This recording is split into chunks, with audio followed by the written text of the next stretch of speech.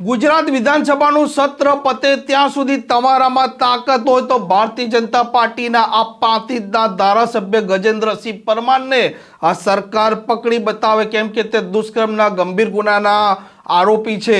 આ વાત ઉચ્ચારી હતી કોંગ્રેસના ધારાસભ્ય જિગ્નેશ મેવાણીએ, અને તે પણ વિધાનસભાના ગૃહમાં। વૈષ્ણવજન તો તેને કહીએ જે પીડ પરાઈ જાનાને રે।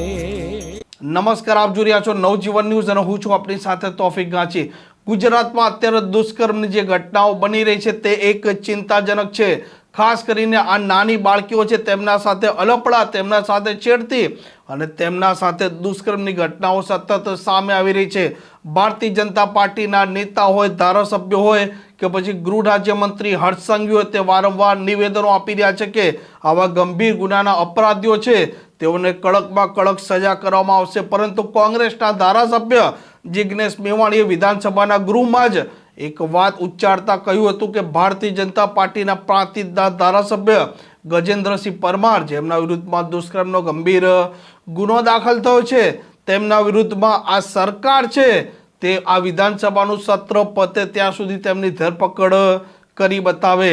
વિધાનસભાના ગૃહમાં તેમણે આ વાત ઉચ્ચારી હતી અને ત્યારબાદ બહાર આવ્યા બાદ તેમણે આ મામલે પ્રતિક્રિયા આપી છે। કરેલો ગજેન્દ્રસિંહ પરમારનો આજે હમણાં જ અમરેલીમાં ઘટના બની, એક શિક્ષકે એક દીકરી સાથે દુષ્કર્મ કર્યું, કદાચ પ્રાથમિક શાળાના કેમ્પસમાં। આ બહુ જ અનફોર્ચ્યુનેટ ઘટના છે, કોઈ પણ સંજોગોમાં આને માફ ન કરી શકાય। અને ફાસ્ટ ટ્રેક કોર્ટમાં ટ્રાયલ ચાલવી જોઈએ, એને આજીવન કારાવાસ થવો જોઈએ। પણ આ રાજ્યની સરકાર શું ગુજરાતની બેન દીકરીઓ માતાઓને ખરેખર ન્યાય આપવા માંગે છે? ગજેન્દ્રસિંહ પરમાર નામના ભારતીય જનતા પાર્ટીના પૂર્વ મંત્રી અને વર્તમાનમાં ધારાસભ્ય હાઈકોર્ટના આદેશના પગલે એની ઉપર બળાત્કારનો ગુનો દાખલ થયો, રાજ્યની સરકાર પકડતી નથી। એટલે આજે વિધાનસભાના પ્લેટફોર્મ પર રાજ્યની સરકારને ચેલેન્જ આપી છે કે 27 માર્ચે વિધાનસભાનું સત્ર પતે, 27 માર્ચનો સૂર્ય અસ્ત ત્યાં સુધીમાં તમે ગજેન્દ્રસિંહ પરમારની ધરપકડ કરીને બતાવો।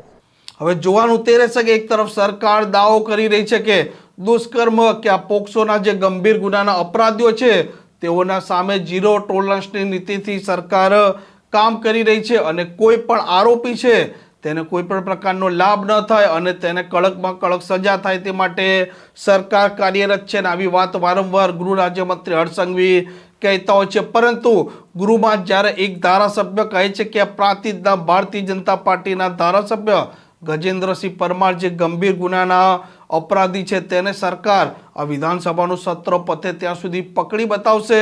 જોઈએ હવે આ મામલે શું સરકાર નિર્ણય લે છે। આ પ્રકારના સમાચાર, આ પ્રકારના અહેવાલ માટે નવજીવન ન્યૂઝની ચેનલ જોવાનું અને સબસ્ક્રાઇબ કરવાનું ભૂલતા નહીં। નમસ્કાર। વૈષ્ણવજન તો તેને કહીએ જે પીડ પરાઈ